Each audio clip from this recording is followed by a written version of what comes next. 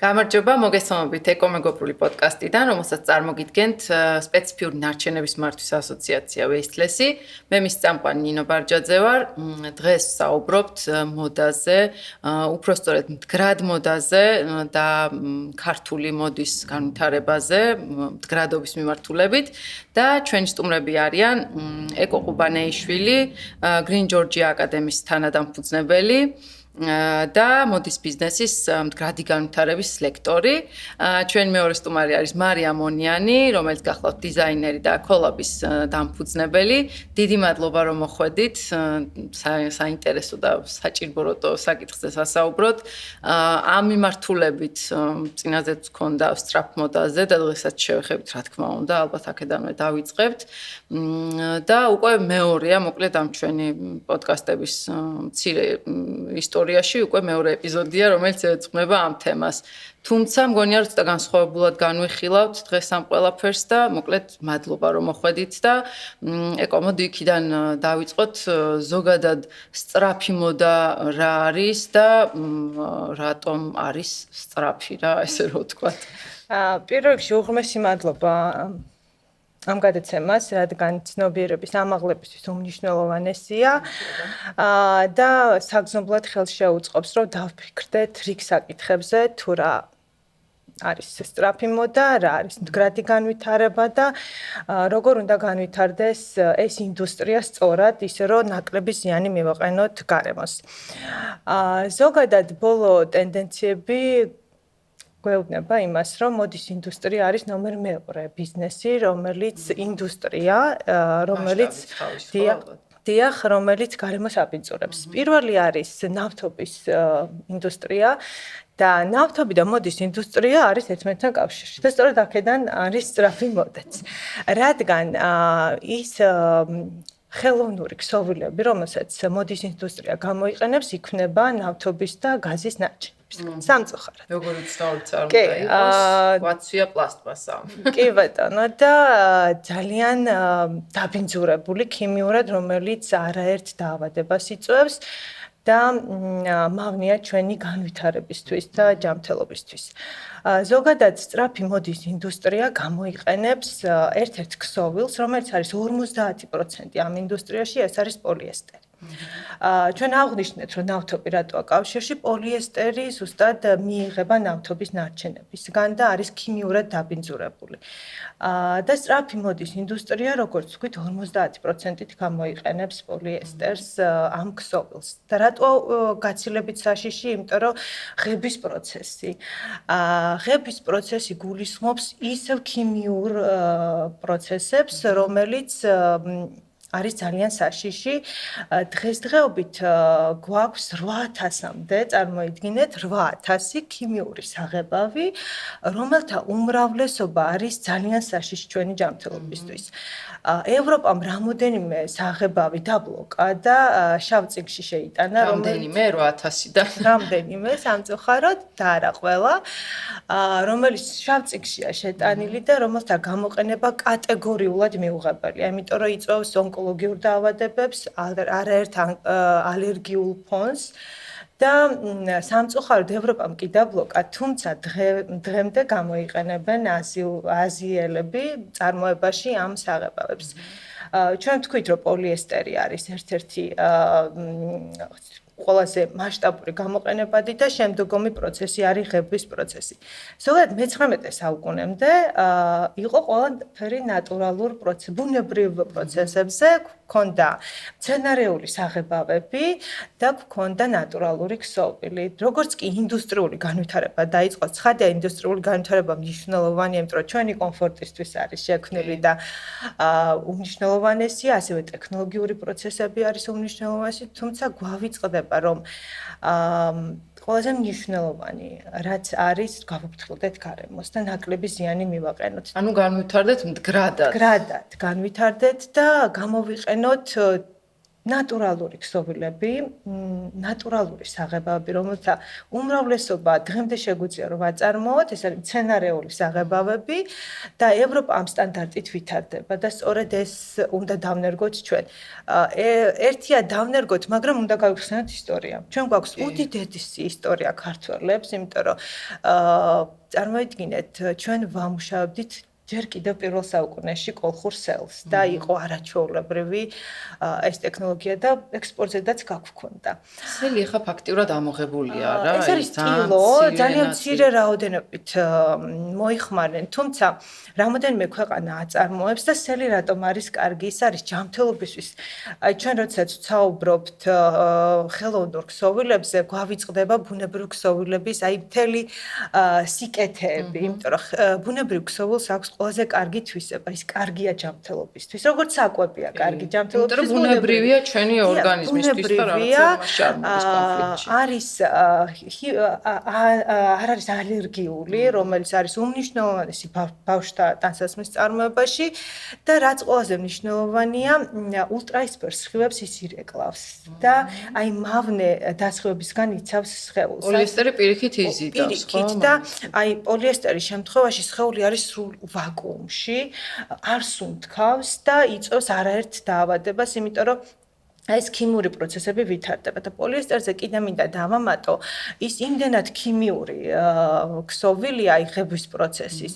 ყოველი გარეცხვის შემდეგ ეს ქიმიური დანამატები უფრო აქტიურდება და წარმოიდგინეთ, ყოველი გარეცხვის შემდეგ ჩვენ ვიღებთ უფრო მეტად დაბინძურებულ სამოს. ეს ყველაფერი შემდეგ ნარეცხები კი, რა თქმა უნდა, ხდება ჩვენს ორგანიზმში და იწვევს, როგორც აღნიშნე, არაერთ საშიშ დაავადებას, ონკოლოგიურს და ყველაზე რთული რაც არის ბოლო კვლევები წავიკითხე, იწვევს უშვილობას ქალებში და აი ესეც არის ძალიან მნიშვნელოვანი, იმიტომ რომ ერთი შეხედვით ჩვენ მოდის ინდუსტრია გქონია ძალიან ისეთი გადაფრანჭული, ძალიან სასიამოვნო და იქნება როგორც რაღაც თავის მოვლა, აი როგორ პატივცემ შენ თავს, რომ გაცვია სულ ნაირი და სხვადასხვა ბრენდები და მაღალი მოდაც გვთავაზობს, ხო, არაერთ შოუებს, აი პერფორმანსებს და ძალიან ლამაზად არის ეს ყველაფერი შეფუთული, თუმცა ამის მიღმა არის ძალიან ბევრი საშიში პროცესები, სწორედ რის გამოდაც მდგრადობაზე ჩვენ ვსაუბრობთ და ცოტა ისტორიასაც მინდა შევეხო და აქ ქალის როლი მინდა გამოვხატო. პირველი ქალბატონი, რომელზეც მდგრად მიმართულებაზე ისაუბრა, ეს იყო ნორვეგიის პრემიერ-მინისტრი, ქალბატონი ჰარლემი, რომელიც 3 ვადით აირჩიეს პრემიერად და პირველად 1987 წელს მან აქტიურად ისაუბრა მდგრად განვითარებაზე და მან თქვა ძალიან საინტერესო ფრაზა, რომელიც მინდა რომ ვთქვა, მდგრადი განვითარება არის ისეთი განვითარება, რომელიც აი აწმყოს ჩვენს მოთხოვნებს აკმაყოფილებს, თუმცა ზრუნავს მომავალ თაობაზე, რომ მათაც დარჩეთ რაღაც რესურსი, რომ გამოიყენოთ. აი ეს არის ყველაზე მნიშვნელოვანი, რომ ჩვენ აი ეხლა ამ დროს გამოვიყენებთ ჩვენი დედამიწის რესურსებს იმ რაოდენობით, რომ მას ფიზიკურად არ შესწევს რეგენერაციის უნარი.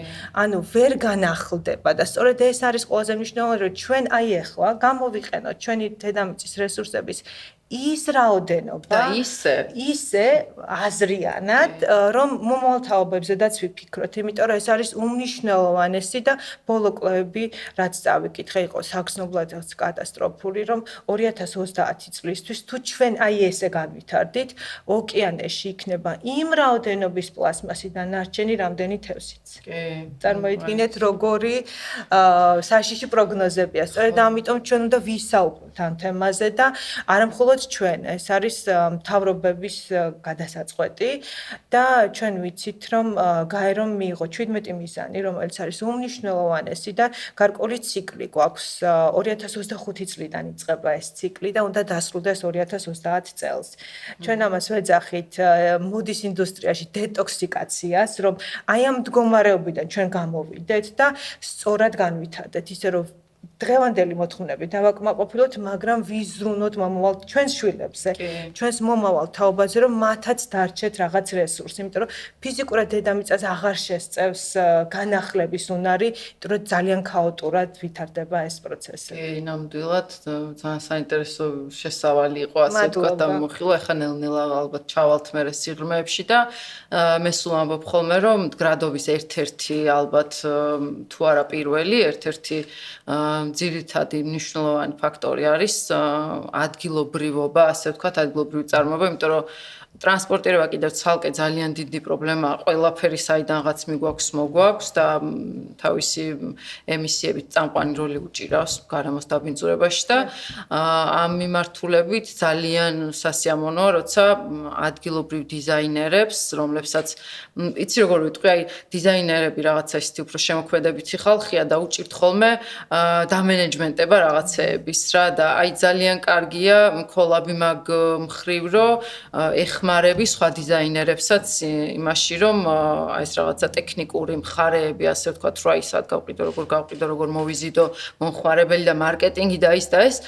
ფაქტიურად აცილებ თავიდან ხო ამ შენი საქმიანობით ასე ვთქვათ სწორად მივხვდი საქმიანობის აზრს და კოლაბის დაფუძნების მიზეზს კი რა თქმა უნდა მოგესალმებით დიდი მადლობა მოწვევისთვის და ესეც საინტერესო საკითხის წინა პლანზე წამოწევისთვის პირველ რიგში ვიტყვი რომ ასევე ძალიან მნიშვნელოვანია ცნობიერების ამაღლება განსაკუთრებით მოდის ინდუსტრიაში კოლაბი სწორად აღნიშნეთ ეს არის პირველი კონცეპტუალური მაღაზია არის თბილისში რომელმაც აი 12 წელია უკვე საქართველოს ბაზარზე ვართ აქტიურად მეტნაკლებად სტაბილურად და ხელს ვუწყობთ დიზაინერებს, რომ თავიანთი პროდუქცია რეალიზება მოახდინონ ჩვენ შოურუმში.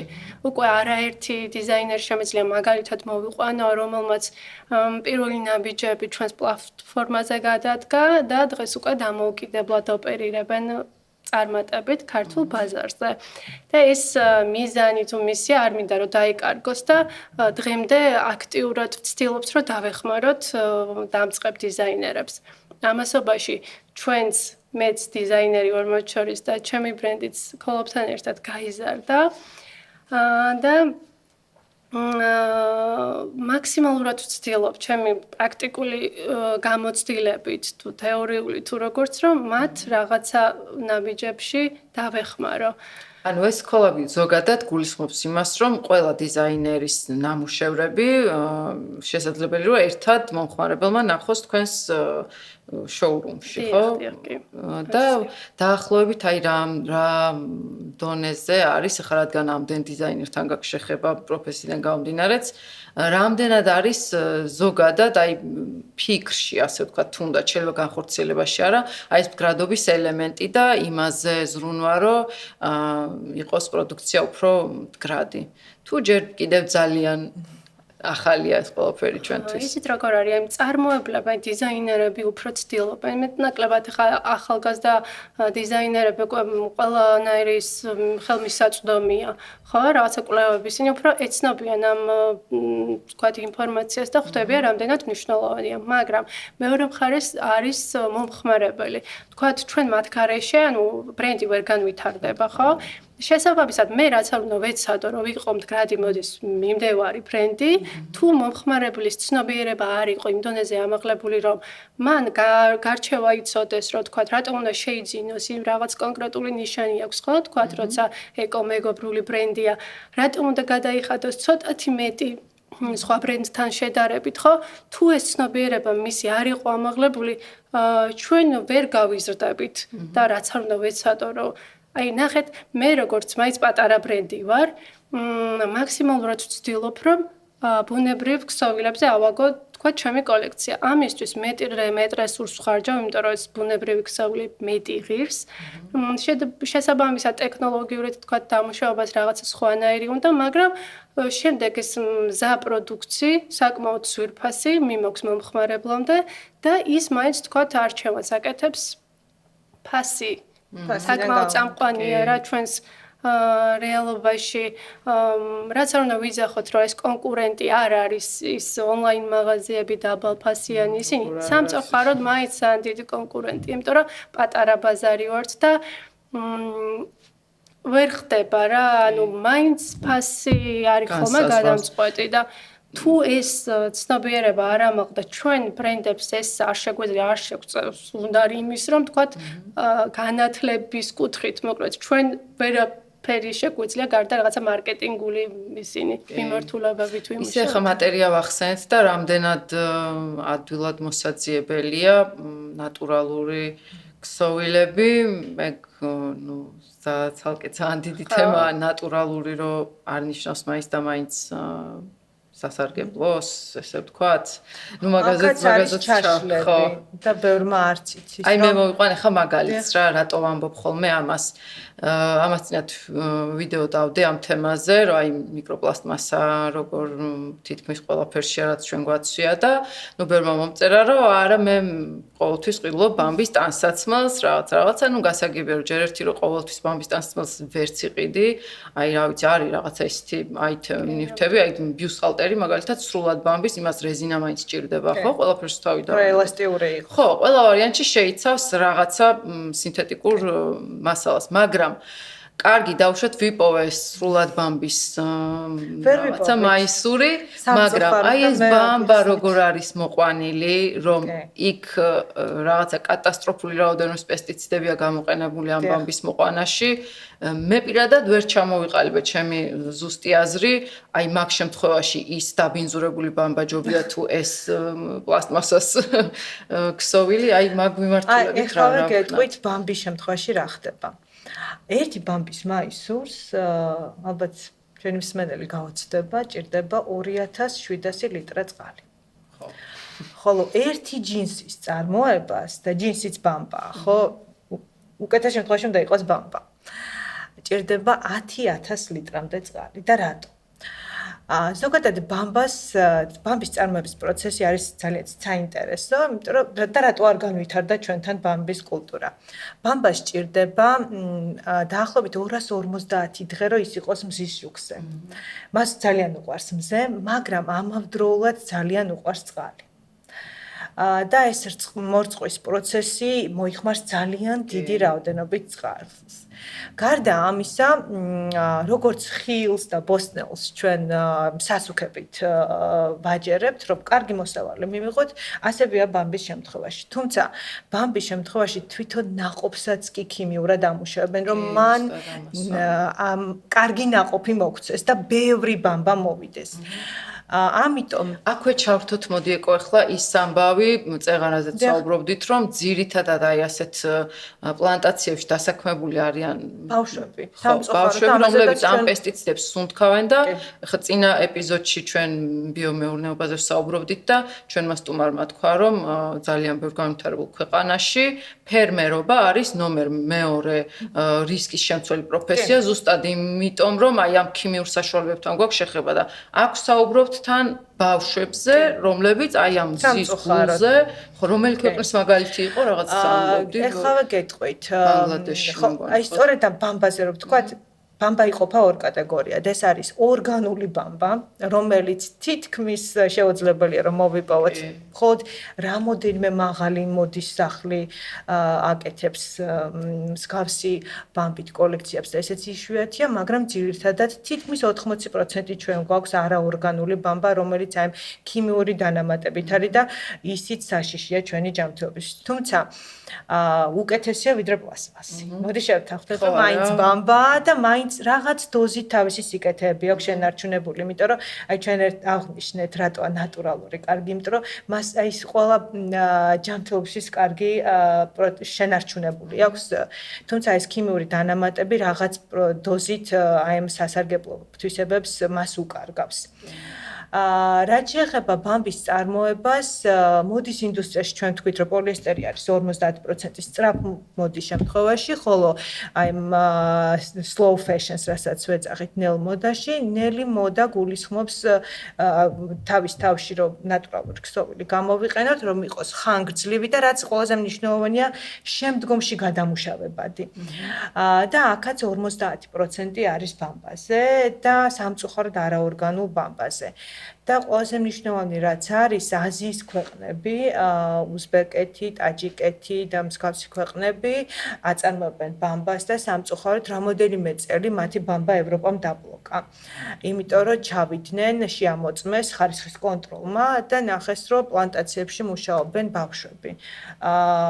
არაადამიანურ პირობებში და შემდეგ მათ დაუწეს ეს გარკვეული პერიოდი, რომ მათ ეს პროცესი უნდა გამოესწორებინათ და კატეგორიულად მიუღებელია ბავშვის ცხადი აშრომა, იმიტომ რომ UNICEF-მა და გაერო მიიღო რეზოლუცია, რომ ბავშვის შრომა აკრძალული უნდა იყოს, თუმცა დღემდე აზიის ქვეყნებში და ბამბა კიდე ყველაზე კარგი ვარიანტია, იმიტომ რომ იქ არ არის იქ ნაკლები დაბინძურება და დღემდე აზიის ქვეყნებში ეს არის სამწუხაროდ ინდოეთი, პაკისტანი, ბანგლადეში, სადაც ბავშვები მუშაობენ და ქალები, სადაც ხდება მათი ექსპლუატაცია და ტრეფიკინგი, სადაც სამკერვალო ფაბრიკები. არა, სამკერვალო ფაბრიკები ეს გულისხმობს მათ ექსპლუატაციას და შრომის ზედმეტ გამოყენებას. და ყველაზე საშიში რაც არის სამღებროებში მუშაობენ ბავშვები, სადაც აი ისევ ქიმიასთან და ყველაზე რთული რაც არის და კვლევები რაც მეც შემაშფოთა, რომ აი ეს ბავშვები, რომლებიც იქ მუშაობენ, სრულწლოვანების ასაკს ვერ აღწევენ. იმიტომ რომ არაერთ დაავადებას იძენენ, არის კიდურების დაავადება, ონკოლოგიური დაავადებები, არაერთი ალერგიული ფონები და ეს არის ძალიან საშიში პროცესი. ბოდიში, მაგრამ აქ უნდა ჩაგეჭრა ხა, რომ ეს ყველაფერი თან ხდება რისთვის? აი ეს რო გავიაზროთ კარგად. ეს ყველაფერი ხდება იმისთვის, რომ ჩვენ გქონდეს მწვანეც, ყვითელიც, ლურჯიც, წითელიც და ის სხვადასხვა. ანუ მაქვს სიტყვაზე 2 მაისური. ანუ 2 მაისური ხო ძალიან აი დღევანდელი ჩვენი თუნდაც ესეთი ცოტა რთული ეკონომიკური მდგომარეობის პირობებშიც კი ის რომ ზამთარში გქონდეს მხოლოდ 2 ქურთუკი ეს არის რაღაცა, აი როგორ თავს ვერ გამოყოფ, ასე ვთქვათ რა, ხო?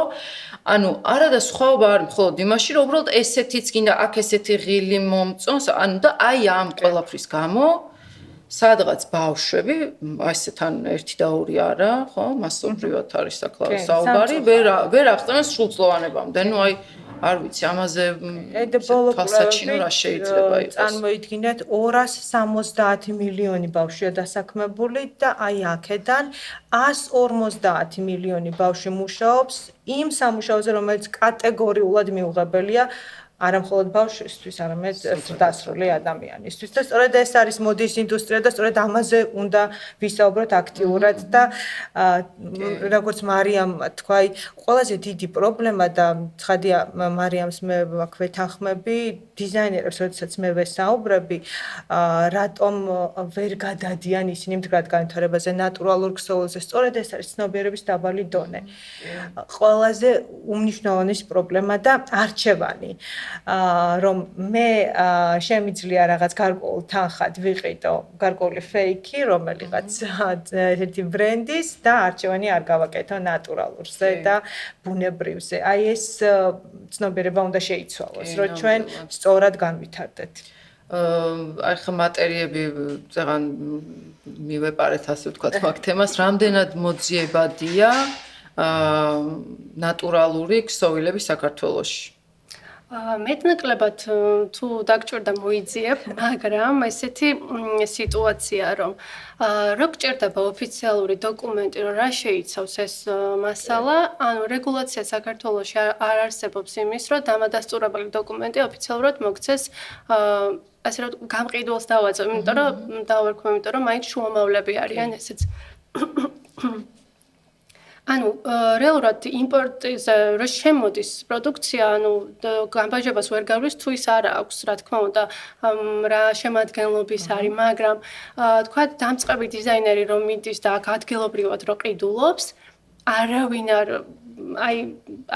არ გეუბნება შემადგენლობას. და ესე იგი, როდესაც შემოდის, იქ მოწმდება, ну, უბრალოდ საბუთის დონეზე, რომ რაღაც საბუთის დონეზე რა მატერია და არავინ არ გადაგყვება თან, იმას გულისხმობ, რომ შენ რო გჭირდება, რამდენსაც არ უნდა აწარმოებ, თუნდაც 10 მეტრს ყიდულობ და კონკრეტ სიტყვაზე, ხო? ქსოვილს არავინ არ გეტყვის, არ იციან რა თვითონაც რეალურად შემადგენლობა. მაშინ უნდა არ არის მათთვის მნიშვნელოვანი. ხო, არ არის. ანუ ეს სახელმწიფო არ ავალდებულობს, რომ ეს თქვათ იცოდეს, თქვათ რას ყიდის კონკრეტულად. შესაბამისად, ჩვენთან წარმოებულ ტანსაცმელზე ვერ ნახავთ თქვათ იმ იარლიყებს, სადაც წერია მოვლის წესები, რა შემადგენლობა აქვს. ეს ახლა ეს ტენდენცია ჩვენთან უფრო შემოიტანეს უცხოელები, რომ ტურისტები ძირითადად რო არიან და თქვათ შოურუმში ათვალიერებენ, ეძებენ ხოლმე სად უკეთია ეს ნიშანი, რომ ეწეროს თუმე რაც თქვათ დავიწყე ექსპორტზე გატანა ამის შემდეგ დავნერგეთ ესე ვთქვათ, რომ იქ აუცილებელია ისე ვერ გაიტან თუ არ აწერია. ანუ ჩვენ უკვე ვინც რაღაცა გზა გავიარეთ და იმპორტს შემოგვაქვს, მაგალითად ქსოვილები კი ხარხანა გვაძლევს იმ ვთქვათ დასახელებას რა შემადგენლობის არის, მაგრამ აქაურ ბაზარზე ვინც ყიდულობს, იმას ძირითადად არ აქვს ამაზე წვდომა და დამწყებებისთვის ძალიან რთულია, რაც არ უნდა ეცადოს, რომ თვითონ უნდოდეს, ძალიან რთულია. ეხლა გამახსენდა, რომ არსებობს საქართველოში ლაბორატორია, რომ იქ შეგვიძლია მიიტანო, თქვათ ნიმუში, მაგრამ თანხა ღირს ის, რა თქმა უნდა და ის ყველაფერს გაგიწერს, რამდენი რა შეიცავს, როგორ შეიცავს, მე შეგიძლია რომ მე გავუკეთო, ისიც დაბეჭდო, საკმაოდ ისეთი ნაბიჯებია რა დიზაინერისთვის ხა მით უმეტეს დამწყებისთვის, საკმაოდ რთული ნაბიჯებია, ბევრი უნდა იწვალოს. ბევრი უნდა იწვალოს. ხო, ისეს თვითონ ადგილობრივად რამე ქსოვილს ალბათ არ ვაწარმოებთ, ხო? ახლა გიგიათ ეგეთი როქს ქართული არა, სამწუხაროდ ვერ, არა და აი ესეც ძალიან წყინს, იმიტომ რომ ჩვენ ქართველები ერთ-ერთი ლიდერები ვიყავით აბრეშუმის წარმოებაში და მე ვიცი რომ ბამბაც მოყავდა რაღაცა ბამბა ნაკლებად რაღაც პერიოდი კი თუმცა ჩვენ ხო აღვნიშნეთ რომ ბამბა სჭირდება დიდი რაოდენობით მზე და იმ ხარისხის ბამბას ვერ მივიღებდით თუმცა აბრეშუმის შემთხვევაში ჩვენ გქონდა უდიდესი კულტურა და წარმოიდგინეთ საბჭოთა კავშირის დროს თელს რეგიონს ვამარაგებდით და რატო იყო აბრეშუმი განსაკუთრებული. ზოგადად მსოფლიოში არის 4 რეგიონი, სადაც ყველაზე კარგი ხარისხის და საუკეთესო თვისების აბრეშუმი ამ 4-ში იყო საქართველო. 3 რეგიონი არის ჩინეთში და ჩინეთი არის ლიდერი აბრეშუმის წარმოების და მათ აქვთ საუკეთესო აბრეშუმი.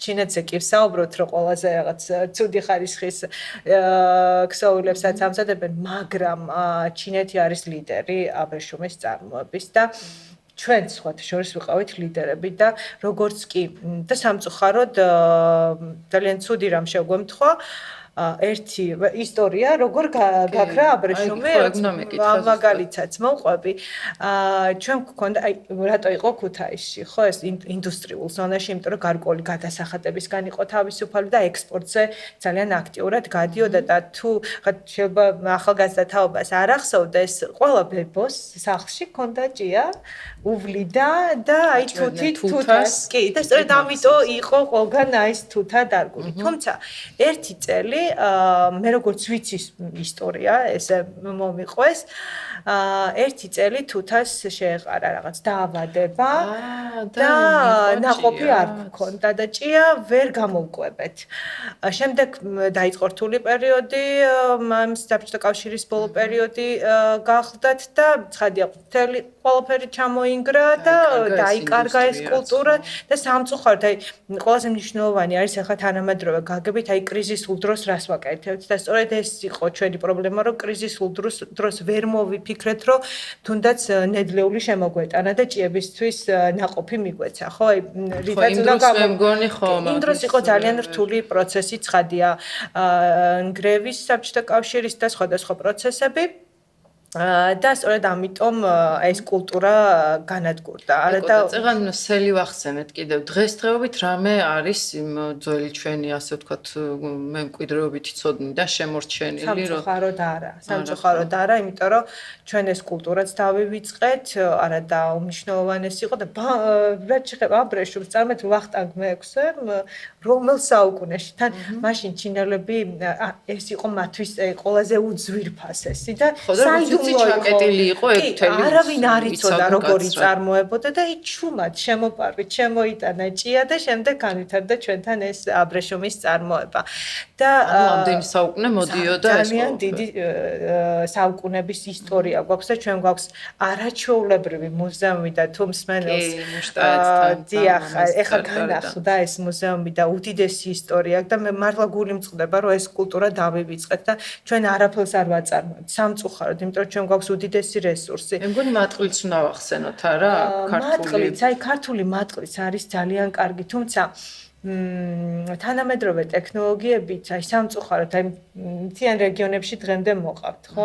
დღემდე აწარმოებენ მატყლს, მაგრამ ის არ არის იმდენად კარგად დამუშავებული, რომ ჩვენ ექსპორტზე გავიტანოთ და დიდმა ბრენდებმა იყიდო. არ უნდა ექსპორტ ჩვენი სამყოფი გქონდეს ნეტარამე და ანუ კი, ეგ არის მნიშვნელოვანი, რომ ჩვენ გადავიდეთ წარმოებაზე, თუნდაც როგორც მარიამი და მისი დიზაინერები ქართული ბაზარი მაინც რომ მოვამარაგოთ და რაღაც ერთობლივად დავეხმაროთ ამ ინდუსტრიას, იმიტომ რომ რასაც მარიამი აკეთებს, რომ ეხმარება ქართულ დიზაინერებს, ეს არის ზუსტად მდგრადი განვითარების ყველაზე უმნიშვნელოვანესი პრინციპი და სწორედ ესე განვითარდნენ სკანდინავიის ქვეყნები, იმიტომ რომ მათ მთავრობას ჰქონდათ განაცხადი, რომ ჩვენ პირველ რიგში ხელი უნდა შევუწყოთ ჩვენს დიზაინერებს, რომ ისინი განვითარდნენ მაქსიმალური მხარდაჭერა თავად მოსახლეობის მხრიდან, იმიტომ რომ ჩვენც ქართველებმაც ყოველთვის ესეთ რჩევას ვაძლევ ხოლმე სტუდენტებს, რომ როგორ დავეხმაროთ, შეიძლება ვერ ვიყიდოთ, მაგრამ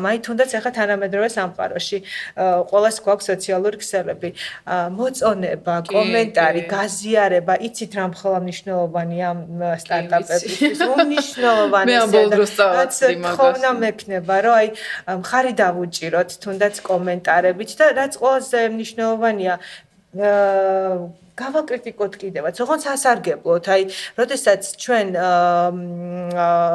რაღაც კორექტივები შევიტანოთ. რა თქმა უნდა, იმიტომ რომ შეუცდომელი არავინ არ არის და ცხადია ყველა ქართველს ვინც აზროვნებს და დიზაინერია სულ ყოველთვის არის მოწადინებული რომ სწორად განვითარდეს.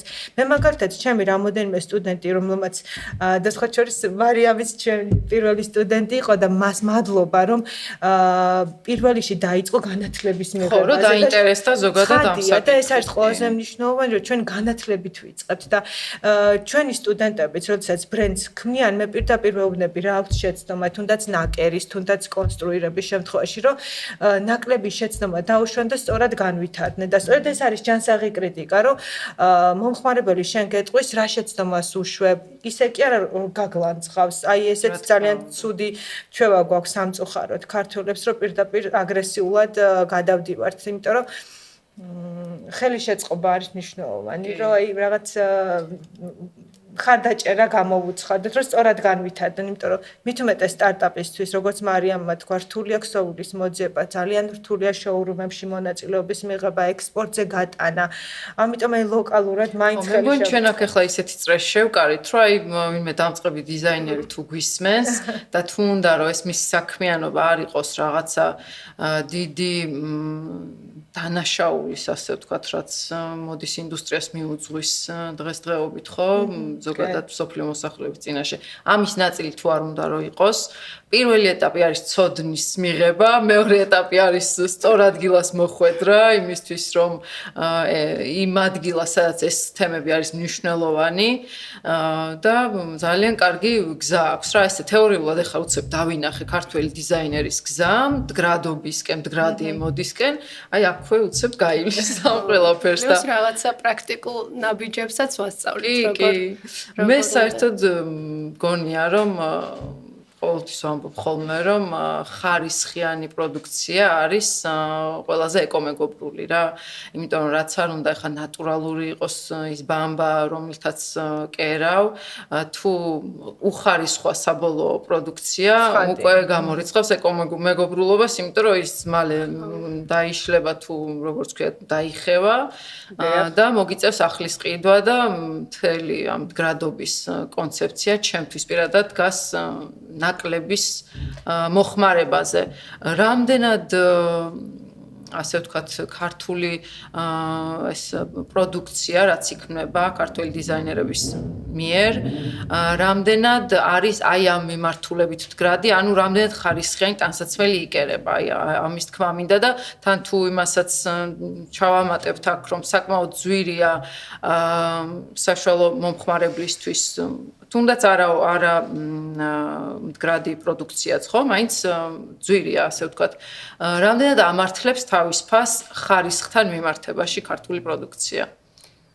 ესე იგი, ჩემი გამოცდილებიდან გამომდინარე, პირველი ესეთი რო შევხედავ ხოლმე პროდუქციას, ანუ პირველი შეცდომებზე მიმდის პირდაპირ თვალი. ანუ ერთადერთი სხვა ბრენდს ეს რა სტილისტურ შეცდომებზე ამბობ თუ ტექნიკური ხარისხობრივად ანუ ტექნიკურს და სხვა თქვა დიზაინერებს თქვა ვისთანაც თანამშრომლობთ, ანუ ამ კუთხით შემიძლია ხოლმე რაღაცა ჩარევა გავაკეთო, რომ რაღაცა რეკომენდაცია მივცე, რომ ესე არა, ესე ჯობია, იქ ხარისხის უზრუნველყოფაც, ეხლა ისეთი ბრენდებში ხარისხის კონტროლი ძალიან ისეთი აქტიური პოზიცია, სამწუხაროდ ჩვენთან საქართველოში ეს არ არის და რაღაცა ვითავსებთ ხოლმე ჩვენვე და ამიტომ რაღაცა ჩემი გამოცდილებიდან გამომდინარე, ესეთ გარკვეულ რჩევებს ვაძლევ ხოლმე. და უფრო შემიძლია რაღაცა ჩემს ბრენდზე ვისაუბრო, რას ვაკეთებ იმისთვის, რომ ვიყო გრადი მოდის ბრენდი. სრულად რა თქმა უნდა, ეხლა იმდენ პრობლემაზე ვისაუბრეთ, რომ შეუძლებელია ვერ მოახერხებ. უბრალოდ რაც თქვათ, რაც ოდნაც რაღაც ამ პერიოდის განმავლობაში მივიღებ, ვცდილობ, რომ ის ნაბიჯ გამოვიყენო. ყოველ წელს აი სულ ცოტა მაინც რომ წინ გადავდგა ამ მიმართულებით, რაღაც ერთი ნაბიჯის წინ წავიდე, აი ამას ეს არის ხოლმე ჩემი ძალიან დიდი ნაბიჯია კი. ეხლა მაგალითად წინ რამდენიმე თვის წინ იყო ბრიტანეთიდან იყვნენ ეს მოკლედ ლექტორები ჩამოსული, რომ გააკეთა Zero Waste Fashion-ის მასტერკლასი ჩატარდა სამხატვრო აკადემიაში და ეს ყოფილა ცალკე მიმდინარეობა. ეს რომ მე ჩემი სტუდენტობის პერიოდში და სანამ ბრენდს ჩამოვაყალიბებდი, მანამდე ვცოდნო და აი შეიძლება ამ მიმართულებით წავსულიყავი. თუმცა მე ეს ახლა თქვათ დღეს რამდენიმე თვის წინ გავიგე. ჯობს გვიან ვიდრე არასდროს. მეტნაკლებად. მე რომ ამ სისტემაზე ძალიან მომეწონა, მაგრამ მე რომ ამ სისტემაზე გადავერთო, სრულად უნდა შევცვალო ჩემი წარმოება, ჩემი მიდგომები. რაც აი შეუძლებელია ფაქტურად ნულიდან უნდა დავიწყო და აი ერთელ შემთხვევაში ვიყენებ ხოლმე. ეხლა ტოკიოში გავგზავნეთ კოლექცია. და იქ ეს ტექნიკები გამოვიყენე, რომ ნულოვანი ნარჩენით, აი სხვანაირად იჭრება, მოკლედ დიზაინს აკეთებ და სულ სხვანაირად იჭრება ქსოულზე, რომ არ დარჩეს ნარჩენი, ხო და გამოვიდა რაღაცა ის მქონდა სიამაყის გრძნობა, რომ რაღაცა თქვათ ეს შევძელი და მოვახერხეთ. იქ კიდევ განხილული იყო როგორ შეიძლება იმის მიუხედავად, რომ ძალიან დიდი წარმოება არ მაქვს, მაინც თვის ბოლოს საკმაოდ ბევრი ნარჩენი ვრჩება და რო არ გადავყაროთ ის ნაგავში, ვაკეთებთ ესეთ რამეს, რომ ვქნით აქსესუარებს იმით. თუ ცოტა უფრო დიდი ნარჩენები, ამ შემთხვევაში ვაკეთებთ რაღაცა თქვათ მაისურზე აპლიკაციებს, სახელოს ვაფორმებთ, ზურგს ვაფორმებთ და აი ამით ვცდილობთ, როგორც კი ასეთი დიზაინით შექმნილი პროდუქცია შოურუმში მოხდება, პირველი ის იყიდება ხოლმე, იმიტომ რომ აი რაღაცა უფრო შემოქმედებითია და განსხვავებულია. კიდევ იმდენი რამე შეიძლება გაკეთდეს იმ ნარჩენებით, ასევე ყავს აქსესუარების დიზაინერი, რომელიც თქვათ რამდენიმე თვის შემდეგ, ყოველ რამდენიმე თვეში მოდის და იმას ვაძლევთ იმ რაღაც ნარჩენებს, რომელიც ის კიდევ ცალკე თავის აქსესუარებს აკეთებს იმით. ჩვენ ყავდა ერთ-ერთი ესეთი დიზაინერი, რომელიც სრულად არიან უსული კი, რომლებიც ხო, მთლიანად აი ამ რაღაც დიზაინერების მიერ მოხმარებული მატერიებიდან რაც რჩება, იმით აკეთებენ, მე აი ისეთ სილამაზეებს, რომ შეიძლება ხო ის თავდაპირველი პროდუქცია ბევრად საინტერესო გამოდის და აი ძალიან შემოქმედებითი პროცესია, ისეთ საინტერესო რაღაცები გამოგვდის ხოლმე, რომ გიждები ამ მომენტზე, რომ აი ნარჩენებში იქ სხვადასხვა ტექსტურების შეხამება, სხვადასხვა ფერების, აი ძალიან საინტერესო პროცესია. და კიდევ შეიძლება ამ ნარჩენებით გაკეთდეს აი პანოები, ინტერიერი გალამაზდეს იმ ნარჩენებით. აი ახალგაზრდებს ეხლა და ამ წყებ დიზაინერებს ამ ყველაფერზე აქვთ უკვე წვდომა, რომ ესეთი რაღაცები შეიძლება გაკეთდეს. ჩვენ დროს მართლა არ იყო უცხო მდგრადი მოდა, კარგად გვიან გავიგეთ, რას ნიშნავდა და ეხლა გვაპატიეთ ნაბიჯ ვახერხებთ რა და კარგია რომ აკადემიაში ჩატარდა ეს zero waste-ის რაღაც მასტერ-კლასი თუ რაც იყო რომ ანუ იქიდანვე ხო რაღაცნაირად მე ესე ვფიქრობ რომ აი უნდა გაჯდეს ჩვენ საზროვნებაში აი თან პარალელურად უნდა მიდიოდეს ამაზე ფიქრი რა აი რაღაცას რო ქმნი რას მოვიხმარ ანუ არა მარტო მოდის ინდუსტრიაში გულისხმობ რა ყველაფერში ანუ რას მოვიხმარ რა რესურსია საიდან ვიღებ მე როგორ მოვიხმარ ისე რომ რაც შეიძლება დიდხანს მეყოს ან reuse-ი გავაკეთო ან თავი დამოხმარება და ბოლოს რაც შეიძლება ნაკლები დამრჩეს ეს სხვა შორის ზუსტად იაპონელებისგან მოდის ეს 4 ერის პრინციპი 3 ერია თავდაპირველი ანუ reduce reuse recycle და ხო აი მაგათ აქვს ყველაფერში უკვე რა როგორც მოდაში აი ყოველდღიურ ცხოვრებაში ყველაფერში გამჯდარი და მე იმედი მაქვს რომ ჩვენც ესე გაგვიჯდება ნელ-ნელა იმედია წეღანი ხგეფერინძე რადგან შევეხეთ თავიდანვე და ამით თან ტყავზე გადავიდეთ იმიტომ რომ მე და ეკო აღვნიშნეთ რომ ძალიან დიდი და ისეთი თემაა კომპლექსური ტყავი რამდენად მოიხმართ ანუ დაახლოებით რა წილია ნატურალური ტყავის აი გეფერინს წარმოებაში და რა წილი ხელოვნური თუ რა ქვია მეორე ხო ეკოტყავი საკმაოდ ისეთი დამუშავებული ეკოტყავი არის გაამძლე ძალიან და პროცენტულად ახლა ესე ზუსტად ვერ გეტყვით თუმცა უფრო მეც რომელს იყენებთ ეკო ტყავი არის უფრო წამყვანი კი და ეკო ხო არსებობენ ბოდიში შეგაწყვეტინეთ რაც არ უნდა თქვა ჩვენ ბრენდები ვეცადოთ რომ რაღაც ეკო ტყავზე გადავიდეთ თუ რაღაც სხვა ეკო მეგობრულ ქსოვილებზე თუ მასალებზე მაინც არსებობენ ბაზრები რომლისთვისაც მაინც მნიშვნელოვანია ის ნატურალური ტყავი და ამის გამო მაინც ბრენდს უწევს წარმოება ნატურალური ტყავის პროდუქციისაც. რამდენად ეკო? რამდენად არის ეკო ტყავი უფრო ეკო ვიდრე ნატურალური? აი მიმოვიხილოთ შეიძლება ჩვენ რაღაცა კონკრეტულ დასკვნამდე ვერ მივიდეთ მაგრამ კი ზოგადად რა არის ეკოტყავი ეკოტყავი არის ალტერნატივა ტყავის ჩანაცვლების რომელიც დამზადებულია მცენარეული ტყავისგან და უფრო ჩავშლის შემდეგ რა არის მცენარეული ტყავი თუმცა ეკოტყავი ასევე გულისხმობს გარდა ხელოვნურად მიღებული ტყავისა ცხოველურ ტყავსაც. მაგრამ ამ შემთხვევაში ცხოველური ტყავი არ უნდა იყოს დამუშავებული ქიმიურად. და ამ შემთხვევაში მუშავდება ტანინებით, მუშავდება ნატურალური საღებავებით და ის ძალიან კარგია ეკო მიმართულება, იმიტომ რომ ქიმიურ დაბინძურებას თავს ვარიდებთ. და მე ყოველთვის ვამბობ, რომ სანამ ადამიანი ცხოველს საჭმელად მოიხმარს, მანამდე ჩვენ გვექნება რესურსი ტყავის და სჯობს, რომ აი ეს რესურსი, რომელიც გრჩება და საქართველოს ბევრს მოიხმარს სამწუხაროდ საბედნიერო ცხოველის ხორცს. სჯობს, რომ გამოვიყენოთ ისევ წარმოებაში და არ გადავყაროთ ნაკავ საყრელზე. ისე რეალობაში როგორ ხდება ხო არ იცი, ანუ აი რა ტყავსაც საწარმოებ, ჩვენთან არ ვამბობ, რა ტყავიც იწარმოება ნატურალური ტყავი არის იმ ცხოველიდან მიღებული თუ ეს კიდე ცალკე ჩვენთან არის სხვათა შორის ჩვენთან საქართველოში მეც მოვიკვლია და არის რამოდენიმე მწარმოებელი რომელიც ქართულ ტყავს ამზადებს თუმცა ის არ არის იმდენად კარგი ხარისხის რომ ექსპორტზე გავიტანოთ და კონკურენცია გაუწიოს თუნდაც თურქულ ტყავს იმიტომ რომ ქართული დიზაინერები ძირითადად თურქეთში ყიდულობენ ტყავს თუმცა არის პროცესები ყველაზე მნიშვნელოვანი რომ ვიღაც არის რომელიც აწარმოებს მაგრამ როდესაც ვკითხე თუ როგორ მუშავდებოდა ეს ტყავი მან მითხრა რომ ქიმიურ პროცესებს გადის და სწორედ ეს არის რომ იმიტომ რომ ფერი მიიღონ იმიტომ რომ ტექნოლოგიურად ესე იციან მათ დამუშავება და თანამედროვე ტექნოლოგია გვთავაზობს ალტერნატივას მეცნიერულ დონეზე რომ ჩვენ ბუნებრივად დავამუშავოთ ტყავი და ქსოვილიც ხო აი ეს ცოდნა ნაკლებია საქართველოში, ამიტომ იმედი მაქვს, რომ ჩვენ მივაღწევთ იმ დონემდე, რომ აი ეს ტყავის დამუშავების პროცესიც იყოს ნატურალური. რაც შეეხება ეკო ტყავს სამწუხაროდ ბაზარზე ალტერნატივა ეკო ტყავის და გვაქვს რითი მზადდება აი უფრო ხშირ შემთხვევაში. ეს არის ისევ ქიმიური პროცესებია, როგორც პოლიესტერზე ვთქვით, რომ თლიანად ქიმია, აი ამ შემთხვევაშიც ეს არის ქიმიური პროცესი.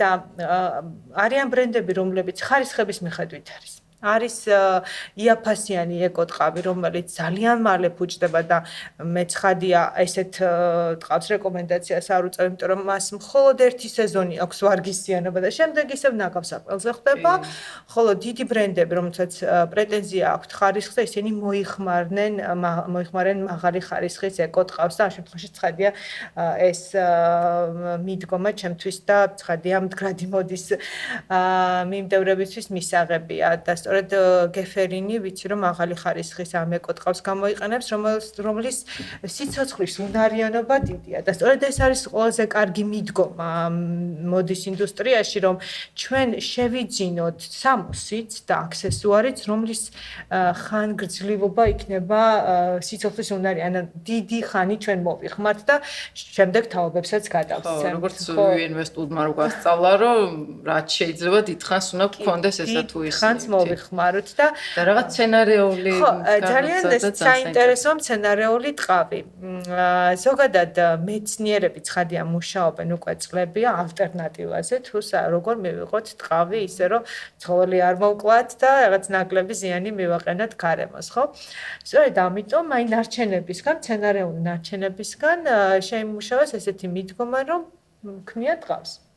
მაგალითად, სოკოსგან არის არაჩვეულებრივი ტყავი და ბრენდია მაილო, რომელიც შეუძლია ჩვენს მსმენელს შემდეგ მოიწიოს. ხო, ისე ბრენდების ხსენება ძალიან კარგია ხოლმე, იმიტომ რომ იმდენად ცოტაა ისეთი მდგრადი ბრენდები, რომ სულ მეკითხებიან ხოლმე, რომ აბა ვისი ვიყიდოთ, რა ვიყიდოთ და მოუყვებით შეფასოს მაგაზე. არის სოკოს ტყავი და სტელა მაკარტნი, როგორც ვივიენ ვესტვუდი შენახსენ, ესეთი ეკოაქტივისტია და მთლიანად მისი კოლექცია არის ეკომდგრადი, სწორედ მაილოს ტყავს გამოიყენებს სოკოს ტყავს, რომელიც სოკო ისეთია, ანუ სწრაფად მზარდია. კი, და საკმაოდ მყარია და ბევრი სტრუქტურის მიღება ჩვენ შეგვეძლია. ასევე მნიშვნელოვანია კაქტუსის ტყავი. ეს არის კაქტუსის მცენარისგან მიიღებენ გარკვეული პროცესების, აქაც ქიმიური პროცესებია. მოდი ჩვენ არ ვთქვათ, რომ რაღაც ქიმიური პროცესებისგან მთლიანად თავისუფლად. სრულად ნატურალური არაფერი აღარ არსებობს ხოლმე ჩვენ. საკვები პროდუქტიც კი რას მივირთვებთ, ესეც ნაკლებად ვიცით ხო რეალურად. კაქტუსის ტყავი, ასევე არის ანანასის ტყავი, მცენარეებისგან, ნარჩენებისგან. ასევე მეცნიერებმა შეიმუშავეს და ინდური კომპანია ერთ-ერთი, რომელიც კაქტუსის ტყავს აკეთებს და ყველაზე მნიშვნელოვანი რაც ინდურია ეს კომპანია, ინდოელები არიან, რომლებიც ტყავს აწარმოებენ და გააქვთ ექსპორტზედაც, სტრუქტურა აქვს შემდეგ შეუძლია მსმენელს ინტერნეტში მოიძიოს და ყველაზე მნიშვნელოვანი და ჩემთვის რაღაც ესეთი სენსიტიური თემა ყურძნისგან, ნარჩენებისგანაც შეიძლება ტყავი დამზადდეს. ანუ ჩვენ შეგვიძლია ყურძნის ნარჩენი ბევრი. ნახეთ როგორ მზადდება. მივიღეთ, დავწურეთ ღვინო და აი ნარჩენი რაც დაგვრჩა, აი ეს ქიმიურად მუშავდება და შემდეგ ვიღებთ ტყავს. სხვათა შორის 5 წლის უკან მე წავაწყდი ესეთი ინფორმაციას, ერთ-ერთი ბრენდი ღვინის მწარმოებლები იყვნენ გრანელი, ესე ერქვათ და მათ გააკეთეს განაცხადი, რომ ძალიან მალე დაიწყებენ ყურძნის ტყავის წარმოებას. დღემდე ჩასაფრებული ვარ, როდის დაიწყებენ, თუმცა ვიდან მეც ჩასაფრებული ვარ ჩათვალე. კი, თუმცა ძალიან რთულია, იმიტომ რომ ეს მოითხოვს მეცნიერულ შესწავლას, ეს მოითხოვს აი მცოდნის და გამოცდილების გაზიარებას, რომელიც აი ვეგეა არის ეს ბრენდი, რომელიც ყურძნის ტყავს ამზადებს და იტალიურია და სხვა შორის ჩვენმა ერთმა სტუდენტმა ჩამოიტანა და უნიკალური ტყავი. აი ვერც გაარჩევ ნატურალურისგან, აი თავისი იმით გრადობით და თავისი ხარისხით. ფერიც თავისი კარგი ექნება რა ფერი აქვს ნატურალური. ხო, აი მაგას ვამბობ, ხო ექნება კარგი ფერი, შეიძლება შეღება აღარ დაგჭირდეს. კი, მაგრამ ზუსტად ყურძნის ტყავი ტანინებში მზადდება და ეს ნატურალური ფერი აქვს. და აი მეც ეს ჩასაფრებული ვარ, აი გრანელი როდის გამოუშვებს ამ ტყავს. რთული პროცესია, იმიტომ რომ დანადგარები ძალიან ძვირად ღირებულია, რომელიც ამ ყველაფერს აწარმოებს და ვიცი, იმედი მაქვს ოდესმე ჩვენ ქართველები დავიწყებთ ამის წარმოებას და რაც ყველაზე მნიშვნელოვანია ექსპორტზე გავიტანთ ქართულ ტყავს. ნუ ყურძნის ქვეყანა ვართ რა და ეხლა რომ წარმოვიდგინე რომ ჯერ დაწო, ჯერ ღვინოს მიიღებ, მერე იქიდან ჭაჭას გამოხდი და მერე კიდე რაღაც რო დაგრჩება იმისგან ქსოვილს გააკეთებ, რა ვიცი, მაღაზე zero waste რა უნდა იყოს, ხო? არაჩვეულებრივი მიდგომა, ზუსტად მეტი განვითარება. რამდენად შეიძლება რომ აი ეგეთი რაღაცეებით დაინტერესდნენ ქართველი დიზაინერები, აი მიმღებლობა თუ არის ზოგადად აი ესეთი რაღაც სიახლეების მიმართ რა, ასე ვთქვათ. აი შენ პირადად თუ გამოიყენებდი მაგალითად თუ ცდიდი, ალბათ ბევრ ფინანსურ მასთან იქნებოდა, ხო, დაკავშირებული, რომ აი ცადო ახალი მატერია, რაღაცა ექსპერიმენტის დონეზე და რა გამოვა რო არიცი. ცდილობით აუცილებლად ვცდიდი. და მგონია რომ დიზაინერების მზაობაც არის ამ იმაზე, რომ ყოველ შემთხვევაში ახალი დიზაინერები, ახალბედები უფრო ისდევი არიან. აი ჩარჩოში მოქცევლები არ არიან და პირიქით რაღაც მეტ ექსპერიმენტს ჩადიან და რაღაც შემოქმედებითი პროცესი უფრო ისეთია. ამიტომ უბრალოდ რამდენად ხო რეალურია, რამდენად შემდეგ სისრულეში მოყვანა არის შესაძლებელი იმ კუთხით ვამბობ, რომ აი რეალიზება ისევ რა, ალბათ ექსპორტი თუ ვიშველის. ხო, ექსპორტზე. თორე ანუ პატარა ბაზარია რა და აქ ისე აიწეღან რაც ვახსენეთ რა, რომ აი ეს ნიშანი თუნდაც მხოლოდ ის რომ არის ეკომეგობრული რაღაცა ესა თუ ის ნივთი, ძალიან ბევრს ნიშნავს ხოლმე უცხოელებისთვის, ტურისტებისთვის, აი თქვენი კონკრეტულად ხა კოლაბის მომხმარებლები უფრო ქართველები არიან თუ უფრო მაინც ტურიზმი და ექსპორტი. იმის მიუხედავად, რომ გათვლა არასდროს არ მქონია უცხოელებზე და ბევრი წელი მხოლოდ საქართველოში და აქ ადგილობრივ მომხმარებელზე ვიყავი ორიენტირებული, არ ვიცი ადგილმდებარეობიდან თუ იმ გათვლა მართლა არ მქონია უცხოელებზე. თავისით მოხდა. ხო, ნუ შეიძლება ტურისტულ ადგილას არის მაინც და ანუ ტურისტები არიან მაინც 70% ჩვენი მომხმარებელი. იმის მიუხედავად კიდევ ერთხელ ვამბობ, რომ ნაციონალური რაღაცა ისეთი ელემენტებით არ გვაქვს კოლექციები, მაინც ისეთი აქტიური მრავალჯერადი მომხმარებელი ყავს უცხოელი. და თქვენთან თან ხო რაღაცა ისე ექსკლუზიური არის ხოლმე არა, რაღაცა თითო-თითოა თუ როგორ არის, რაღაცა ის ხო არის მასიური წარმოება, შეიძლება ეგეც მოწონთ, რომ რაღაცა ის კონკრეტული სამოსი იქნება უნიკალური, ასე ვთქვათ. ხო, ისეც არის, რომ ჩვენ არ ვაწარმოებთ იმაზე მეც, ვიდრე თქვათ მოთხოვნა არის. ისეც ერთ-ერთი მდგრადი მიმართულება არის. ესე რომ ვთქვათ, გვაქვს ერთეულები ნიმუშების სახით, ეს არ არის მასიური წარმოება, ხანდახან პრეტენზია არის ხოლმე მომხმარებლისგან ამაზე, რომ თქვათ არ გვაქვს ზომებში, არის ხოლმე ნიმუშია, თქვათ ვიღაცას მოწონს, ამაზე შეგვეძლია ინდივიდუალური შეკვეთა მივიღოთ და ამით ვამცირებთ იმ ზედმეტ წარმოებას. ძალიან კარგია კი. და ეხლა რამე ბრენდები ხო არ შეგიძლია შენც აი მეკომახსენა ეს მელო თქვი ხო მგონი? მაილო. ეგ უნდა ნახო მე აუცილებლად. ხო არიცი რომელი ბრენდებია უფრო აი ვინც მაგ მიმართულებით არა მხოლოდ ქართულს არ გულისხმობ რა. ან რომელი დიზაინერი იცი ისეთი ვინც ფიქრობს თუნდაც მაგ თემებზე. იმას ხო ვერ ესე მე მგონი ახლა არ მოხსენდება უცებ. ხო, იმიტომ რომ მაინც უფრო გაჯერებულია სტანდარტული რაღაცა. სამწუხაროდ ესეც როგორი პრობლემაა რომ ახლა რომ მაგალითი ვერ მოგიყვანეთ. ხო, არა, იმიტომ რომ აი მართლა თითზე ჩამოსათვლელია ხოლმე რა. ხო. ჩემი გამოსავალი ყოველთვის როცა მეკითხებიან, მით უმეტეს რომ მე არ ვარ ზოგადად რაღაცა ჩემი ინტერესის სფერო არასდროს არ ყოფილა ეს რაღაც მოდა და ასე შემდეგ.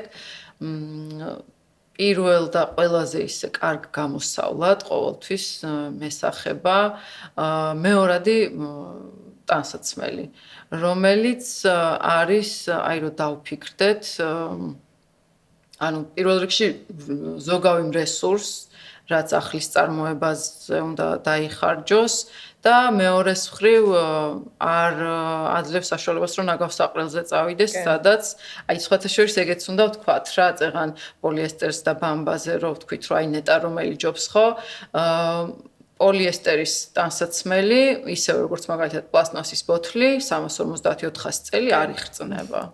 და ბამბა რაც არ უნდა ქიმიურად დამუშავებული იყოს, ბიოდეგრადირებადია. მაინც ბიოდეგრადირებადია, ხო. თქვენც თუ მეთანხმებთ, აი საბოლოო ჯამში ყველა მაგას ამბობს, რომ აი რა, აბა რა ვქნათ, გამოსავალი რა არის? ჩემი პირადი გამოსავალი არის ეგ, მეორადი ტანსაცმელი აგერ შერიურად ხმარობ ყველანაირი მის გარეშე რაღაცა არის რაღაცა კლიშეების. ხო, არის რა თქმა უნდა რაღაცა კონკრეტული ტანსაცმელი, რომელსაც მეორადს ვერ იყიდი და ვერ მოიხმარ. ვიღაცებმა შეიძლება ეგეც მოიხმარონ, არც მაგაზე მაქვს პრობლემა. და მოკლედ გონია ეგ რომ რაც შეიძლება ნაკლები უნდა გქონდეს, აი ეს კაფსულა გარდერობის პრინციპიც ხო. და თქვენი გამოსავალი ეკო შენ რა გამოსავალს ხედავ მაგ ყველაფრიდან? კი ბატონო, ზოგადად ბევრი არც დაფიქრებულა ალბათ თითოეული ჩვენგანი ჩვენი გარდერობის მხოლოდ 20%-ს მოიხმარს. წარმოიდგინეთ, მხოლოდ 20 და 80% არც კი გვახსოვს რომ გვაქვს. ხო, რაღაცა კომპულსიურად ვიყიდეთ, უბრალოდ მოგვეწონა, ვირა იაფიღირს, შავმა პარასკევმა იმუშავა, ასე ვთქვათ და გვაყიდინეს. და სწორედ გავლენებზედაც შემდეგ ვისაუბრებ, ძალიან კარგი რომ ახსენე აი შავი პარასკევის ამბავი. ყველაზე კარგი გამოსავალია ვიყიდოთ ნაკლები და slow fashion-ის პრინციპი რა არის და მდგრადი განვითარების. ვიყიდოთ ნაკლები და მაღალი ხარისხის, რომ დიდი ხანი გამოვიყენოთ და არ იყოს მხოლოდ სეზონური. სწრაფი მოდის ბრენდები რაც გვთავაზობენ, რაც ტრენდია, რაც ეხლა მოთხოვნადია, გვაცვია და სეზონის ბოლოს უკვე ნივთი არის სრულიად უვარგისი და ხდება შემდეგ ნაკავსაყრელზე. და აი აქვე მინდა აღვნიშნო გავლენები. ზოგადად მოდის ინდუსტრიაში ჩვენ გამოვყოთ ორ მნიშვნელოვან გავლენას, ეს არის ფულადი გავლენა, და ვთქვით რომ ერთ-ერთი წამყვანი ბიზნესია და წარმოიდგინეთ ოფიციალური მონაცემებით 3 ტრილიონს აღემატება ბრუნვა. ეს ოფიციალური ევროზეა საუბარი, ხოლო თუ ჩვენ გადავხედავთ ჩვენს ქვეყანას და შავ ბაზარს და ეს არის სრულიად კონტრაბანდა, რომელიც კატეგორიულად არ შეიძლება რომ ესე ქაოტურად იყოს ყველგან. ეგრეთ წოდებულ ფეიქებზე მაქვს მე საუბარი, ხო? რომელიც საერთოდ არ კონტროლდება, არანაირი ხარისხი, როგორც მარიამმა აღნიშნა, შემოდის ბაზარზე, არავინ არ აკონტროლებს, რა შეიცავს, იმიტომ რომ ძირითადად უმრავლესობა რაც ბაზრობებზეა, ხო? წარმოდგენილი არის ტოქსიკურად დაბინძურებული და საერთოდ არ ვიცით წარმომავლობა საიდან არის, ვინ დაამზადა, რომელი ბრენდია, იმიტომ რომ ესე ქაოტურად არიან შემოსულები. და მეორე გავლენა, რასაც აი ეხა თანამედროვე სამყაროში ძალიან მნიშვნელოვანია და ყველა მოცული ვართ, ეს არის ინფლუენსერების და სელებრიტების გავლენა. ფსიქოლოგიურ გავლენას გულისხმობ, იმიტომ რომ აი ეს მოდის ინდუსტრია იმდენად მოცული ამ ფსიქოლოგიური გავლენით, რომ შეიძლება არც კი გინდოდეს, მაგრამ იმდენად ხედავ და აი თუნდაც ფერს. აი როგორც ახლა შარშანი იყო ბურგუნდი, ხო, ძალიან აქტუალური და ეხლა მოკა ფერი. მუსიკალურ ინდუსტრიაში, ფილმებში, რეკლამებში, სოციალურ ქსელებში იმდენად აქტიურად არის საუბარი ამ ფერებზე, რომ ფსიქოლოგიურად შენ ხარ ტყვე და შემდეგ გადიხარ და ყიდულობს. ხოთ შორს მეც ყოფილვარ ამ ფსიქოლოგიური გავლენის ქვეშ, ხადია ვაკონტროლებ, მაგრამ უმრავლესობას, რომელსაც ცოდნა არ აქვს, ძალიან მარტივად ხვდება ამ მახეში და როგორც კი რაღაც ტრენდი შემოვა, აუცილებლად უნდა იყიდოს, იმიტომ რომ რაღაცა ის ეგო დაიკმაყოფილოს, რომ აი მეც უნდა მქონდეს, იმიტომ რომ სელებრიტები, იმიტომ რომ ინფლუენსერები ძალიან აქტიურად საუბრობენ და აი ეს ფსიქოლოგიურად იმდენად იჟღინთება, რომ შენ გგონია აი მე თუ არ მაქვს მე რაღაც კარგად ვერ გამოვიყურები. ხო, ან ჭირდება თუ არ გჭირდება, კი, აი საერთოდ უნდა გქონდეს ის ფერი. ეხლა ამას წინათ ჩავუყევი სპეციალურად ერთ-ერთი ძალიან საყვარელი გოგოა, ქართველი ჩვენი ერთ-ერთი celebrity, influencer-ი და აქვს რაღაცა ვიდეოები, რა თქმა უნდა, TikTok-ზე და სხვადასხვა outfit-ით. და აი ზოგადად TikTok-თან დიდად ვერ მეგობრობ, მაგრამ აი სპეციალურად ჩავყევი კარგად ბოლომდე, რომ მე იმიტომ რომ დიდი პატივისცემა აქვს ამ გოგოს მიმართ და მაინტერესებდა აი თვითონ თუ აქვს ზოგადად აი ეს ცნობიერება რამდენად არის მასში. ჩავყევი რომ რამენაირად აღმომეჩინა ერთი და იგივე outfit-ი მთლიანი თუ არა, აი ერთი და იგივე შარვალი მაინც არის. არა და ნუ ეს დარწმუნებული ვარ რომ აი პატარა გოგოებისთვის, რომლებიც უყურებენ და რომლებისთვისაც ეს ადამიანი არის კუმირი, მათ ცნობიერებაში ილექება ის, რომ აი არ ვიცი, ადრეც იყო ხოლმე ეს ხო, რომ აი ერთი და იგივე არ უნდა სამწუხაროდ. ეს უკვე მეცვა. ხო, აი, ხო იყო ხოლმე ეგეთი რაღაცა.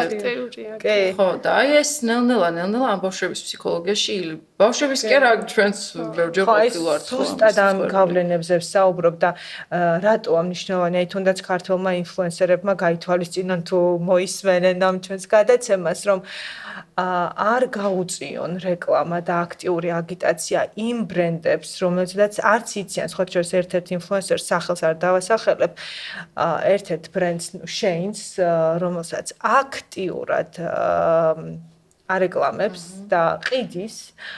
მე მასთან მქონდა ესეთი მიმოწერა, რომ იცოდა თუ არა ბრენდის პოლიტიკა, იცოდა თუ არა რას აკეთებს Shein-ი. არა, სამწუხაროდ. და მასთან თანამშრომლობა და ვეუბნები, რომ Shein-ი არის კომპანია, რომელიც სწრაფი წარმომადგენელია მოდის ინდუსტრიის და ის იმდენად აზიანებს გარემოს, რომ მისი ესე რეკლამირება ჩათვალეთ, რომ დანაშაულია. იმიტომ რომ ზარაზეც, მანგოზეც, აი ყველა მსწრაფი მოდის H&M-ზედაც გაცილებით მავნია, იმიტომ რომ ტოქსიკურია. იმიტომ რომ ძალიან იაფიქსოვლისგან მზადდება და მართლა ძალიან ცუდია ჩვენი ჯანმრთელობის. როდესაც მას ავუხსენი, რომ აი თან კულტურულად ძალიან ესე გასაგებ ენაზე, აკადემიურად, რომ იცით, რამდენი სასამართლო აქვს წაგებული, რამდენი მილიონი აქვს გადახდილი, რომ გაეჩუმებინა აქტივისტები, მაგრამ მაინც წარმოებას აგრძელებს და მან უბრალოდ ეს ცოდნა არ იცოდა და არ ჰქონდა. ამიტომ ჩემი თხოვნა იქნება ინფლუენსერების აი ნაკლებად, იმიტომ რომ დღემდე აგრძელებს და აი მე ყველას ვურჩევ, რომ კი, ფული კარგია. იმედია ჯერ კიდევ იმიტომ იღებს მაგ ვიდეოებს, რომ ეძებს რაღაცა სხვა მასშტაბია. შემოსავლის წყაროს. შესაძლებელია, ფული კარგია, თუმცა ყველაზე მნიშვნელოვანია, რომ შენი ნაბიჯით რაღაც სასარგებლო გააკეთო, თუნდაც ერთი ადამიანისთვის მაინც. მე ესე ვხედავ, რომ თითოეული ჩვენგანი ვალდებულია, რომ რაღაც ხელი შეუწყოს და უბრალოდ ჩვენს სახლს, აი დედამიწას გაუფრთხილდეთ, იმიტომ რომ სხვა ალტერნატივა, სხვა ერთ-ერთი კამპანია იყო, რომ ჩვენ არ გვაქვს პლანეტა B, გვაქვს დედამიწა, რომელსაც უნდა გავუფრთხილდეთ, ვუპატრონოთ და მივცეთ საშუალება, რომ მან განახლება მოახდინოს და ის რესურსები ისევ მოიქცეს სული რა, ეს სამწუხაროდ აი ხა მარტო აი ამოღება ეგო, აი ზუსტად მაგაზე ვსაუბრობ, რომ აი ეს ეგო იმდენად დიდია და დამნაშავეები აქაც აი ეს დიდი ბრენდები არიან და ცხადია უკვე ინფლუენსერები და სელებრიტები, იმიტომ რომ აი დიდი დოზით გვახვევენ თავს და არასწორად სამწუხაროდ, რომ ფიქრობ ყველას პასუხისმგებლობაა, რომ თუნდაც გაიცნოს ბრენდის პოლიტიკა, წაიკითხოს და ესე ხო, ბევრ ადამიანს საერთოდ პირველად აქ ამ თემასთან შეხება, რომ თურმე შეიძლება აქ რაღაცა პრობლემა იყოს. შენი რჩევა რა იქნებოდა, მარიამ, რა გავითვალისწინოთ, თუნდაც რაღაცა ყიდვის დროს თუ აი როგორც მომხმარებლებმა რა, როგორ გავხადოთ ჩვენი აი ეს რაღაცა ფიზიკური როგორ გამოვიყურებით, ასე ვთქვათ, უფრო მდგრადი. პირველ რიგში ეს არ უნდა იყოს იმპულსური, ანუ ყიდვა, წინასწარ კარგად უნდა გადაიხედოს გარდერობს, რა მაკლია, რასთან რას ვისმევ, გაიწეროს და იმის მიხედვით უნდა მოხდეს წინასწარ ზუსტად გაწერილი რა მინდა, რა მჭირდება უფრო სწორად. რა მჭირდება, ხო, აი და რა მინდა, ხო, რა მინდა, ეს არის აი მართლა ჩვენ ახლა ძალიან იმხელა ბაზარია ეს მოდის ინდუსტრია იმათთან შედარებით, რა ვიცი, აწერტილებიც არ ვართ და ანუ ჩვენ ისე რომ ვცდილობთ რომ ტენდენციებს არ მივყვეთ რა, იმიტომ რომ მართლა ძალიან დროებითი ამ სეზონზე არის და ეგრევე გადასაგდებია მე უკვე არამოდურად ჩაცმულ. ან ჩვენ ვცდილობთ რომ რაღაცა ინდივიდუალური სტილი შევქმნათ და არ ვაწარმოებთ თქვათ ისევ ჩვენზე ვლაპარაკობთ ბოდიში, მაგრამ მაგიტომ ხარ მოწეული. წელიწადში რაღაცა ბევრ კოლექციას ესე არ ვაკეთებთ, არ ვაახლებთ, უბრალოდ რაღაც ინდივიდუალური სტილი შევქმნათ, რომ მე ამან დროს თქვათ გაუძლოს რა, როგორც ხარისხობრივად, ისე თქვათ დიზაინშიც და ერთი ის არის რომ ხო აი ეს უცებ გავიარე და უბრალოდ რაღაცის ყიდვა მინდა უმეტესობას ეგრე აქვს გადავსებული გარდერობი რომ იმპულსურად რა აი უბრალოდ მომეწონა ფასტაკლება ხო ძალიან მოქმედებს და ძალიან კარგი რჩევა კი რომ ანუ ვიცოდეთ რა გჭირდება კი რასთან რა ის აქსესუარიც კი ხო აი ავაწყოთ სახში თქვათ დრო რაღაცნაირად გამოინახოს, რომ ამ შარვალთან ხუთნაირად მაინც უნდა შეძლო ერთი ნივთის გამოყენება. ნუ ეს არის რა, თუ ხუთნაირად ვერ გამოიყენებ, მაშინ არ მჭირდება.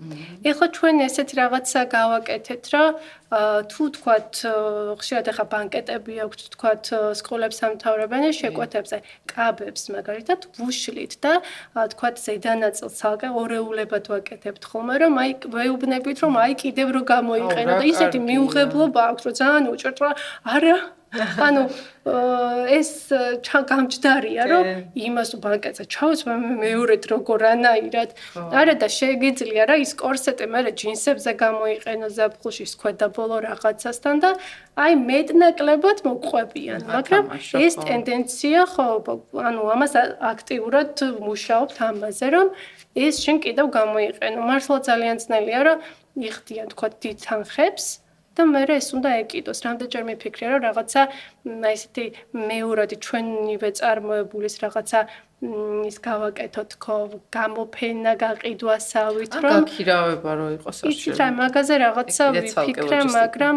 ხო ცალკე ინდუსტრია. ხო რაღაცა ვერ გავაკეთე და ძალიან მომეწონა მე გამბავი კი რომ რაღაცა იქ სადაც შეიკერეს სიტყვაზე და მე იქვე გადაკეთდეს ისე რომ რაღაცა თქვათ გაყიდვაში დავეხმაროთ, იმიტომ რომ გამოსასვლელი კაბებიც გვაქვს და ის მართლა ზართულია ხო თქვათ ჩვენ პატარა ქვეყანაში რომ ერთხელ ქორწილში ჩაიცმო თქვათ ის კიდე როგორ შეიძლება გამოიყენო. ხო მე მაგალითად ვერ ხედავ პრობლემას მაგაში მაგრამ აი მაინც უჭირს რა ფოტო და ხო ამიტომ კარგი გამოსავალია ეგ ძალიან. გადაკეთება. ხო ძალიან დიდი მადლობა თქვენი საქმიანობისთვის, იმიტომ რომ მგონია რომ კიდევ ერთხელ ხაზს გაუსვამ ადგილობრივობა ძალიან საჭირო და ძალიან მნიშვნელოვანია.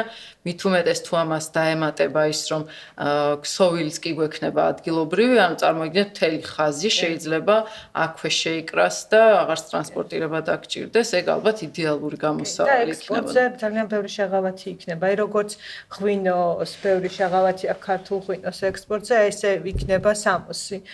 და ეს იქნება მართლა მაქსიმალური ხელშეწყობა ქართული დიზაინერებს. ხო, იმიტომ რომ ეხლა ძალიან პრობლემა არის ის, რომ მე მგონია რომ სპეციალურად არის გაკეთებული, რომ იმდენად დაგსაქსულია ხაზი, აი როგორ მოდის ჩვენამდე ერთი მაისური, ხო? ანუ ბამ მოყავთ ერთ ქვეყანაში, შემდეგ ქსოვილი წარმოება მესამე ქვეყანაში, მე ისიც კი გავიგე რომ ჭრა და კერვა სხვადასხვა ქვეყნებში ხდებაო, არ ვიცი რამდენად სწორია, ხო, ანუ ერთ ქვეყანაში შეიძლება დაიჭრას და მეორეში შეიკეროს. და ეს გონია რომ ანუ შეიძლება და ჩვენამდე სანამ მოდის თურმე ერთი მაისური გადის 4-5 ქვეყანას. ნუ აი ხო რაღაცა აბსურდია რა და აი და ჩვენ თუ ყველაზე კარგი იქნება თუ აი ჩვენ იმ დონეზე შევქნით წარმოებას, რომ აი ელემენტარული მოთხოვნა მაინც რო დავაკმაყოფილოთ, თუნდაც თეთრეულის სამწუხარო და არ ვაწარმოებთ და აი საბაზისოდან თუ დავიწყებთ, იქნება ყველაზე კარგი, რომ აი ქართული მთლიანად წარმოება და ხედე ეს არის ხელისუფლების მაღალი ხელშეწყობის. თუმცა მომხმარებლებისაც და აი ჩვენი მიზანი მანდ არის ზევანდელი გადაცემის ზუსტად რომ იქნებ რაღაცა ცნობიერება, ცოტა გავავრცელოთ ადამიანებში რომ სხვა რაღაცაზე გავაკეთოთ აქცენტი, სხვაგან მიმართოთ ჩვენი ყურადღება, რაც იქნება უფრო მომავალზე გათვლილი, ასე ვთქვათ. ძალიან დიდი მადლობა იმისთვის, რომ იყავით დღეს ჩვენთან და ესეთ კარგ თემებზე ვისაუბრეთ და იმედი მაქვს, რომ ძალიან ბევრ ადამიანს მივაწვდენთ ხმას და თქვენი წვლილი მაგ ყველაფერში არის, რომ გაავრცელოთ თუნდაც ეს ვიდეო, გამოიწეროთ ჩვენი გვერდი, მოიწონოთ ვიდეო და დიდი მადლობა, კარგად ბრძანდებოდეთ დროებით შემდეგ საინტერესო ეპიზოდამდე გემშვიდობებით.